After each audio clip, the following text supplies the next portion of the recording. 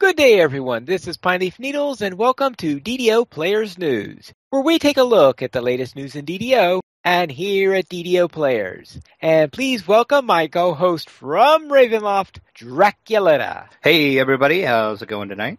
Everything's going fine over here. Everything going well in Ravenloft? Not too bad, actually. Not too bad. All right, let's see how the news in the game is coming along. Our first little piece is that we have Update 27. Patch 1, which is a hotfix that supposedly has fixed the problems my dog has been having in combat. Indeed, the Artificer, Iron Defenders, Druid Wolf Companions, and the Onyx Panthers and the Owlbear Defenders will now attack. They have been given a stern talking to them. Yes, they have. They are no longer on strike as per the release notes. Well, all right. Well, they are no longer on strike from the point of view of no longer protesting, as opposed to now they are on strike from the point of view of being able to strike things. Well, yes. Okay. Just get very literal about it. Why don't you? Well, yeah, it is sort of a strange term. You won't believe how long when I was watching cricket matches, how I got used to the term on strike because in that sport. I take it means something totally different than what it means. It's the batsman who is currently hitting. Oh, okay. So yeah, it means something totally different from someone who's refusing to work. Yes. Yes, we did get some changes to combat. The melee and ranged power are now working properly when they are brought into negative numbers. For example, a negative 50 melee power now means you are going to deal 1 over 150, or 2/3, or 66% less damage based on our standard negative melee power formula of 1 over 100 negative power. So That's really confusing, but apparently it works now. I don't quite understand exactly what was broken in that, but apparently some of the math behind the scenes was not correct, and people figured that out due to some of their bonuses or something, but apparently it's working now. All right. Then again, I'm not one that really min-maxes down into my character and, builds my character based on any percentage of, melee power, damage power, or whatever, but for everybody that was concerned about that, it is now working correctly. Oh, hold it. Yes. Are you telling me then that a min-maxer will worry about negative melee power? Of course they will.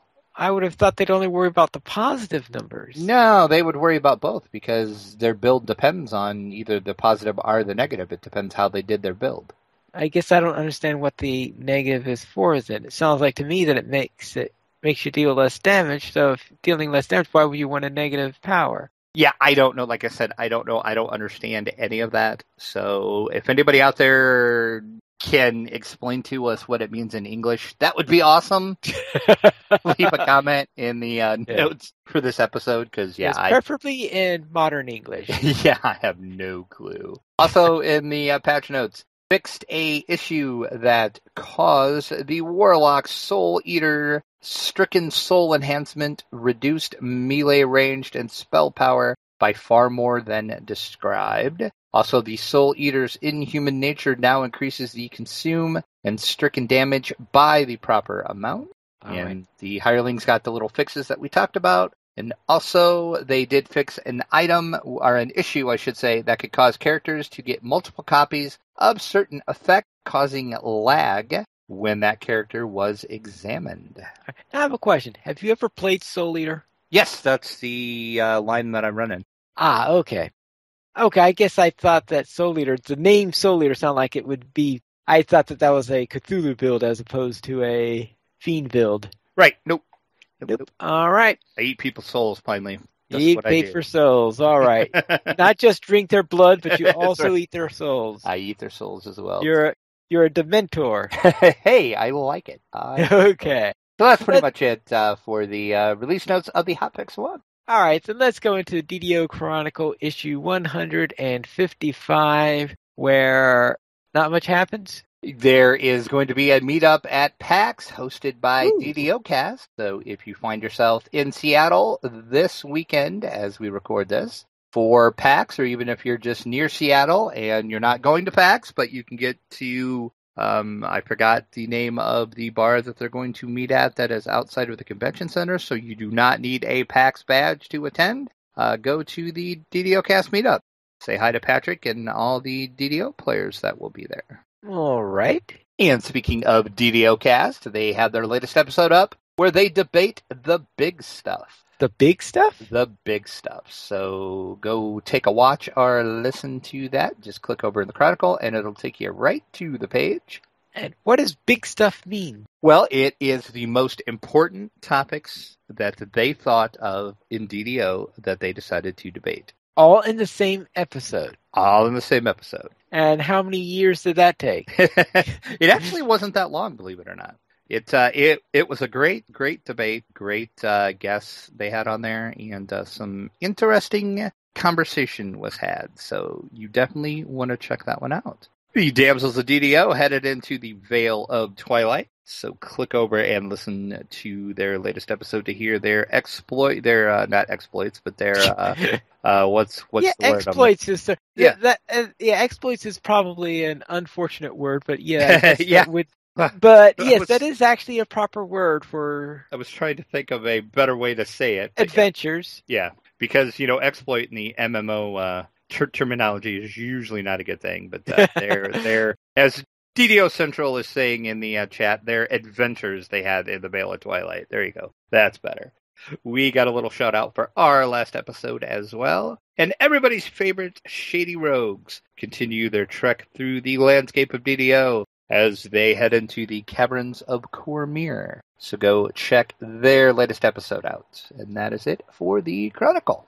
All right, then let's head into the store sales. Anything great and wonderful and enticing on sale this week? The Monster Manuals, select ones, are 25% off. Also, Slayer Count Boost, which are always handy to have. Select Creature Companions and Accessories, 25% off as well.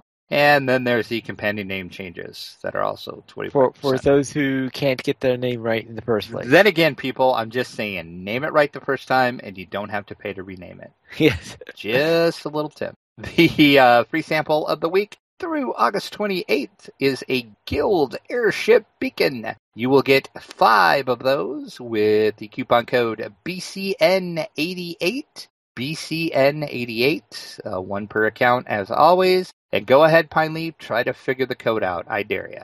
Well, the BCN is obviously Beacon. Okay. But the 88 is... You just can't make any sense out of it, can you? Is there a special meaning to 88 in this context? Not that I'm aware of. Oh, okay. I think it's just random. From what I gather with these codes is there has to be numbers in them. And apparently it doesn't have to make sense to anything as long as there's numbers, is what I'm getting. Okay. Well... There's no logic, Pineleaf. There's no logic. All right. Just remember, it's for a beacon, not for bacon. So don't get excited. Bacon does sound good right now, though. All right. Let's go into the site news. And our first little article here is Friends with Benefits. And this is trying to encourage us to group together. Has it encouraged you any? As seeing I haven't really grouped with anybody but you, apparently not, no.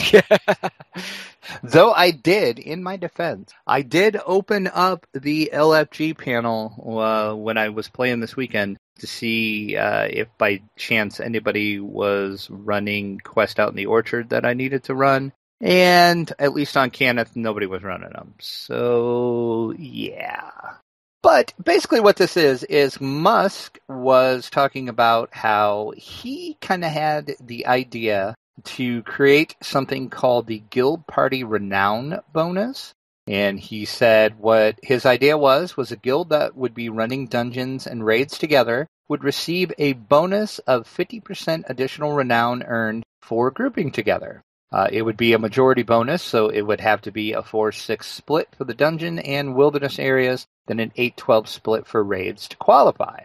So this was his idea that he had a while back, and he said it was kind of funny because during the time he was writing up this little article about this, the DDO announced that they were doing their Buddy Weekend this weekend for the first time. And if you're not familiar with what the Buddy Weekend was It's a new mechanic they're doing in-game that will give an additional 10% experience per player in a dungeon group. So, for example, if you have a group of 6 players, that's 50% more experience. And Musk says he thinks this is a game changer and that DDO should have implemented this a long time ago, and this should not only be for the weekend, but should be in permanently. So check over on the site to read the rest of the article and find out what else Musk has to say about that. But and speaking of the Buddy Weekend, that happens to be, after I read this article, I got to think, hey, this would make a great poll. So I started a new poll today that will last until next Monday afternoon. So you have just about a week to answer the poll. So click over and answer if you liked the Buddy Weekend or not. All right, then. Then let's head into our DDO player screenshot of the week. And it looks like you've made yourself a new friend. You have a very loose definition of the word friend, but okay. Well, this is Fred, isn't it? No. Fred doesn't try to kill you. Yes, I find myself up against, trying to sneak up against a very tall, menacing mind flayer in our recent screenshot of the week on our site. And many of you probably know what quest this was from and where this was at. And I love this quest, and I love this fight, actually. I won't spoil it just in case, because I know Pine Leaf hasn't done it yet, in case anybody else listening hasn't done it. But this was a very, very fun fight. And this whole quest line was fun, too. So you need to check that out. Then let's head into News Beyond DDO. And our first one is something that we somehow forgot to do last week, and that is Episode 10, Chapter 10 of Titan's Grave, which is the final chapter. So if you have been waiting until the entire series has been posted, you can now go and watch the entire first season.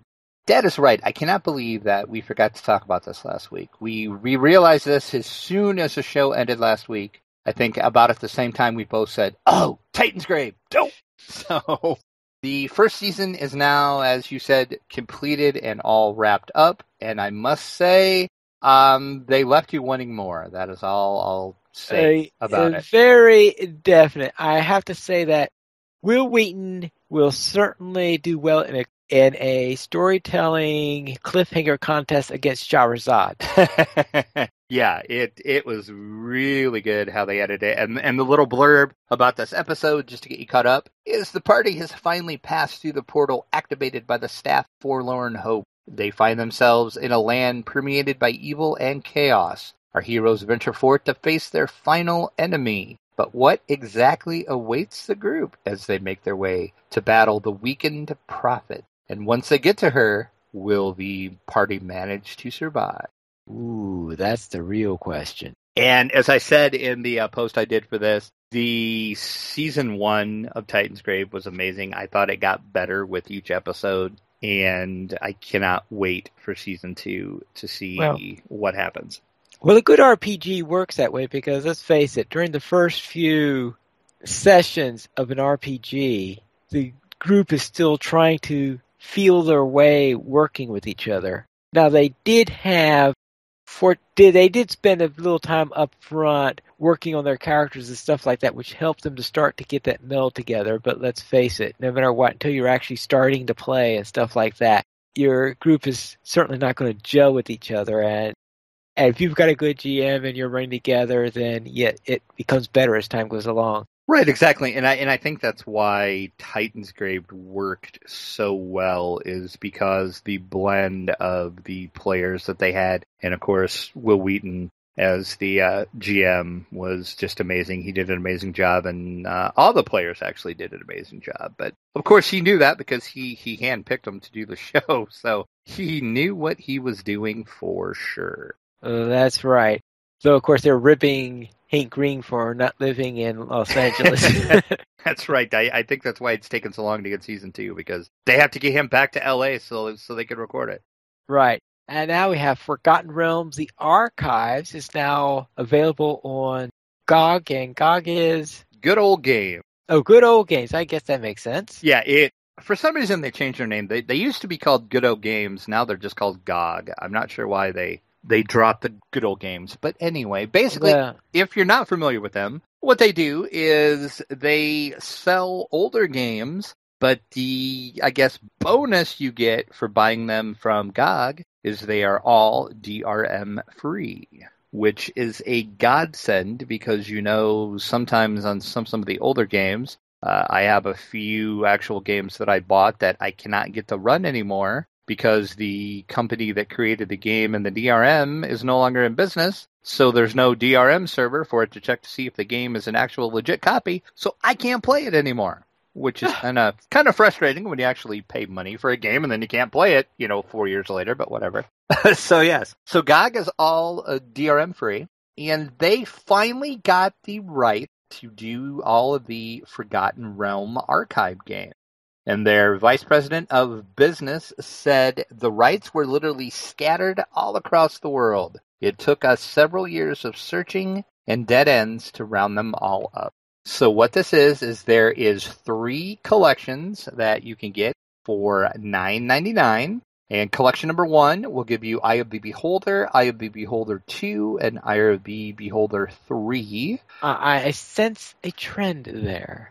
There is a trend. That is the Eye of the Beholder collection, as it were. Yeah. And the archive collection number 2 is Pool of Radiance, Curse of the Azure Bonds, Hillspar, Secrets of the Silver Blades, Pools of Darkness, Gateway to the Savage Frontier, Treasures of the Savage Frontier, and the Forgotten Realms Unlimited Adventures. And if you're not familiar with what that is, that will actually let you create your own RPG mods to run in the Forgotten Realms. So it's basically a little RPG maker that uses the Forgotten Realms as the background for it. Okay.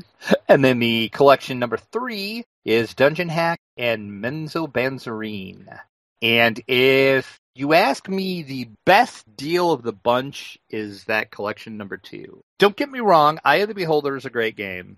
And Dungeon Hack was okay. Menzo Banzarine was okay too. But the shining jewel of this whole thing is the gold box games of Pool of Radiance, Curse of the Azure Bonds, Secrets of the Silver Blades, and Pools of Darkness. All right. So it looks like that the only thing they didn't get rights to is Icewind Dale? Yeah, they already sell those. Oh, okay, they already sell those. Yep. Yeah, this is the first time that they've had the quote-unquote what's called the gold box games up. Yeah, they have all the other. This actually rounds out the whole D&D collection now on GOG, so you can get pretty much all of the older D&D games now. But I am telling you, just that collection number 2, so many great hours of gameplay. Pools of Radiance, I bet I probably spent at least 90 to 120 hours in easily. And this was like back in the Commodore 64 days. So that tells you how long ago it was that I played these games. And I can still remember. Secrets of the Silver Blades. I can remember playing that. The group of my friends, we actually all bought that for the Commodore 64. And we would actually play it together. And how we did that, because of course, back then there was no multiplayer for any games. But we would just do a party call on the phone, and my one friend actually his parents were apparently on the cutting edge of technology back then, because he had 3-way calling before it was even a cool thing to have, before most people even knew what it was. And we would actually all be on the phone, and we would play these games over the phone. We would do the exact same thing. We would say, okay, we're gonna, do this. We're gonna go here. So take like 7 steps forward and go here. And then, of course, if we would get attacked, we would like pause the game and we'd talk about our strategy between us. And then we'd see who had the best strategy and who survived the attack and who didn't. And it's just, I have so many memories of the gold box games. It's just amazing to see these out again. Yes. That's definitely anticipating Skype a little bit. Yes, exactly. It would have been much easier if we would have had like a Skype or whatever. But yeah, we were actually on the phone at the time. Oh, the good old days. So did you ever play any of these games at all? Any of the gold box games or any That's of these other what games? I'm trying to remember is whether or not I had actually done any of them or not. If it were any of them, it would have been something from the second collection, but it's been a while and I don't remember all of them. I know I haven't finished any of them. They were available on like the Atari and the Amiga, and I think they did eventually make their way to like the early IBM PCs. Of course, back then I never had one. I like I said, I had them all on the Commodore 64s where I had them. If I had any, it would have been on a IBM PC. Yeah, that's like I said, for $10, you're getting countless hours of fun and gameplay, and I can't, guarantee you that the games still hold up, but I'm actually going to have to install one of these and just see if they're as good as they used to be. There was a long time ago, and this is another one with DRM, I'm hoping still runs. Several years ago, I found this whole collection of all these games. Interplay actually had the rights to them, and they sold a box set of all these, which I bought for the PC. I'll have to break that out and install these and see if they still hold up. But Interplay? Yes. Where you talk about text adventure games or something else? Yeah, it's the same company that did all the Zork and all that. It's the same Interplay. They somehow at one point ended up with all the rights to the Gold Box games. Okay. And they had a box set out of them. And I bought that. Man, I bought that a long time ago. That was about 8, 9, 10 years probably that I bought that. I actually do own all these. I didn't have to buy them from GOG. I'll just have to break my box set out and see if it installs and still plays and see how these games still hold up. But man, I'm telling you, those games are great. All right then. So let's depart from the old and head into the new, and that is a look at Sword Coast of Legends, the solo campaign. And I haven't had a chance to look at this episode yet. I completely forgot about it, and something I've got to look at since I'm most likely going to be playing that solo campaign. I'm sure you will, and of course, hopefully I will try to get to kill you off as your DM too, in the non-solo version, but hey, that's just here and there. See, and a lot of people don't even realize that Sword Coast Legends has a solo campaign because so much has been, talked about the DM mode and the multiplayer mode. They haven't really touched much on the solo, but yes, there is a solo campaign, and this was the first look at it, actually. The video runs about 42 minutes or so it's a little bit on the long side, but they do show off a few things. This was, like I said, the first look at the solo campaign. Also, they gave a look at the Paladin for the first time, the Catacombs, and the Burning Dawn armor set as well.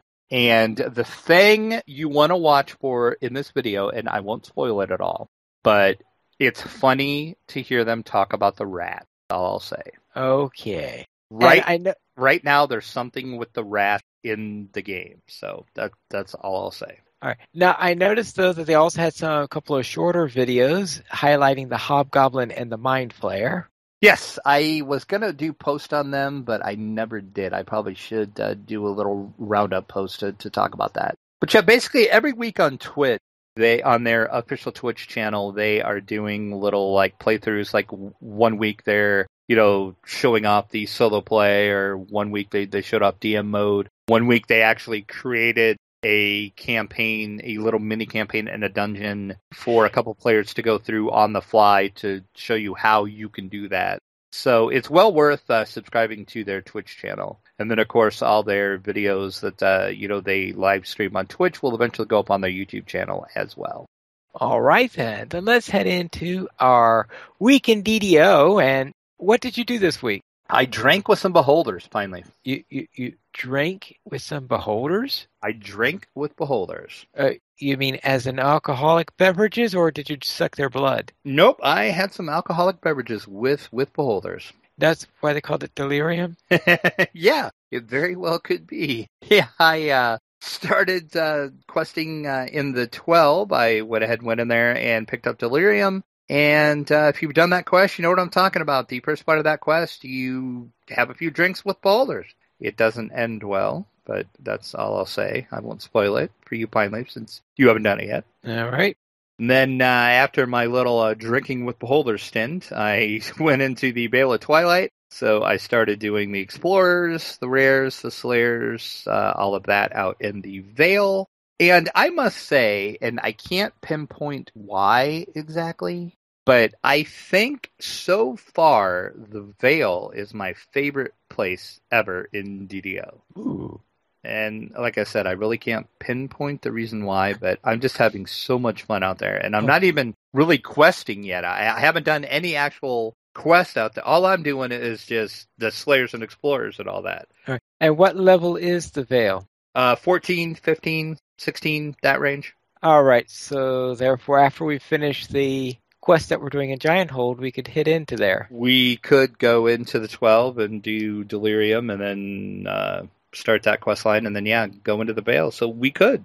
All right, then. Anything else? That is all that my rogue did. I did hit the free agents, the second tier of the favor. I forgot to write it down. You know which one I'm talking about. I can't think of the number of favor, but I managed to hit that. So that was my big highlight, is getting the second tier free agent favor. Did you get anything as reward? I actually haven't gone and talked to the guy yet, so I don't. I need to do that. That is first thing I'm going to do the next time I play, is go talk to him in the marketplace to see what I get. Find out if there's anything useful. Yeah. That's right. And then Ranger Rogue is still level 14, and of course we're still out in the Giant Hold, so I will let you talk about what we did out there. And out there, we went to Giant Hold Tour, where we went about trying to open up a door to a boss. After some fumbling, we eventually figured out where that was. And afterwards, since I had never fought a dragon before, we decided, all right, we will go and attempt one of the dragon optionals after we finished it and see how well we do, since we'd already finished the quest anyway. It didn't matter if we got killed or anything like that. So we went into there, and I have to say that 8-second rules for killing things together when you're only two and is just a real pain. Yeah, I'm sure if we had like a actual full party, we could have done that. Yeah, actually, I put in my notes here, it says, well, at least I was able to finally fight a dragon now to defeat one. But technically, we actually did defeat that dragon. It's just that 8 seconds later, he revived. Yeah, I saw you had that show notes, and I was going to tell you. Now, we did kill the dragon, but he got res back up because we didn't kill the other guy. But remind me to take you in that other quest so we can actually fight some dragons and kill them. I have to take you into that quest that I did. Okay. Because you want to kill the dragon so bad. Yeah, this is Dungeons and Dragons. Are you saying you've seen the dungeons, now you want to see the dragons? Is that we want to see the dragon. Gotcha. All right. Let's then head into my Permadeath Warlock, who's going through levels 4 and 5. This was my Fiend Pack Warlock, which... You're actually what? You're actually doing a Fiend Pack? Don't you remember? I had to do Fiend Pack because that was the only one that had because the permadeath rules is that I have to take one of the pads. Yep, and that's the only path that's available for Warlocks involves Fiend Pack. Yep, that's right. I forgot. Right, and I feel 10 times more comfortable in Fey Pack. But, all right, I was doing the second half of the Sharn Syndicate, so first I did the Stormreaver Fresco, and fortunately, there is enough of a force component in the blast, even though it has that extra fire component. The force blast was enough to make blasting through those crystals pretty quick.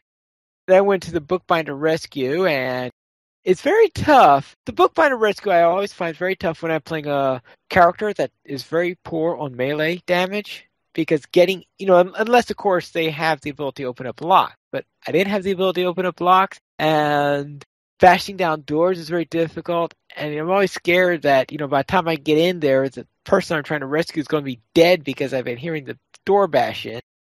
Somehow I managed to get through that. Then came Repossession. And on Repossession, one of the traps in there one-shotted me. And what level were you doing it on? Level 4. I'm not level. I mean, you were on normal? Normal. And the trap one-shotted you? And the trap one-shotted me.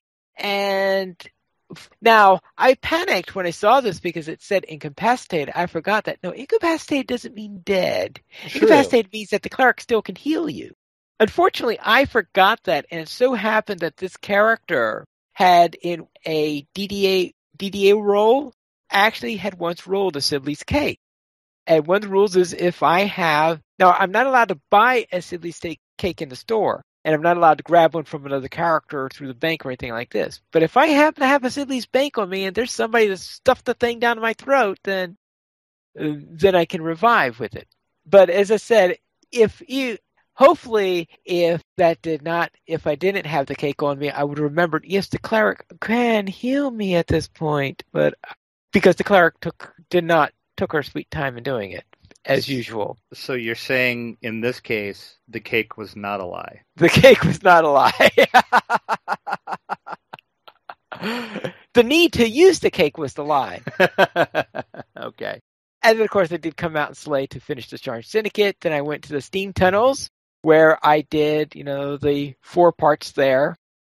And that, I think, went pretty straightforward all the way through. I can't remember anything really difficult in that particular run-through of that. In fact, I think it was my fastest run-through of the Cloven Jaw Scourge, was doing that run-through and getting all 3 of those done and finishing it up. So you definitely like your Fey Warlock better than your Fiend one then, correct? Yeah. And why exactly is that? See, I'm like totally opposite. I tried one in Fey and I just did not like it at all. So, I think it's because I like the aura. I like the option to switching to aura mode. And I also like being able to do the group blast when I'm surrounded. And those are a couple of really nice abilities I have in Feylock. Yeah, I did like that group blast a lot in Fey. I will give you that one. Okay. I wish Fiend had something like that too. But anyway, those are that and the fact that I've never been comfortable with evil characters and the like. I know technically it could be neutral, but I don't know, still feels evil dealing with all those fiends. It just amazes me at how complete opposite that we are. It really does. What are you going to do, though? What are you going to do? Well, if you would like to help support DDO players, you go to the donations page where you can support the Players Alliance on Patreon. There you'll find rewards, including a mention on DDO Players News, or even to be able to guest host with us. And how far are we from our next goal? We are $20, less than $20 away from a 1-year DDO VIP code. Ooh. Everybody could use 1 free year of VIP. Yeah, I think I will agree with that. Well, you're not eligible to win it, Pine Leaf, so. Oh, well. So, yeah, we are less than $20 away from that giveaway. All right, then. Well, we don't have any emails this week, but if you'd like to send us one, you can send it to podcast@ddoplayers.com. You could also follow us at Twitter, the Players Alliance @Players Ally, DDO Players @DDO Players, Draculetta @Draculetta_72, Pineleaf @Pineleaf Mules, and the Players Alliance has 2 live shows every single week. On Mondays at 8:30 p.m. U.S. Eastern Time, we have DDO Players News. And on Saturdays at 8:30 p.m. U.S. Eastern Time, we have Locho Players News. But isn't there just one more episode left, though, to Guild Wars Players before it goes on sabbatical? There is. This Thursday will be the final, for a while, episode of Guild Wars Players News. And then it's going to change. There's going to be some changes. Change? That's right. There's going to be some new host on the show. So we're not sure when it's going to restart again. But you'll know then. Both you and Sithrit at the same time decided to retire? And Athelros, too. Oh, and Athelros, too. Yep. Okay. Yep, so that's why, there's a little bit of a shakeup going on. But it was a mutual thing, though. We, all 3 of us decided that we were going to actually start something else for Guild Wars. And it's totally different than what we were doing for the Players Alliance. And it just didn't kind of gel with all the other stuff that we do on the Players Alliance. So that's why we needed to change. So all right, then. We'll talk more about it Thursday on the show. Now, is that going to involve you all at the same time? Because I know that one of the problems you had is the fact that you had one in Indiana, one in Wales, and the other one in New Zealand. Yep, and we actually found a better time that would work for all of us. So, yeah. Okay, good. So check that out, and then you'll find out Thursday what our new thing is going to be. And if you would like to attend a live show, either this Thursday's final episode for now of Guild Wars Players or to our regular episodes of for DDO Players or Lotro Players news, you can join us at ddoplayers.com/live. And that is all for tonight, and this is Pineleaf News reminding you to blast those bugbears.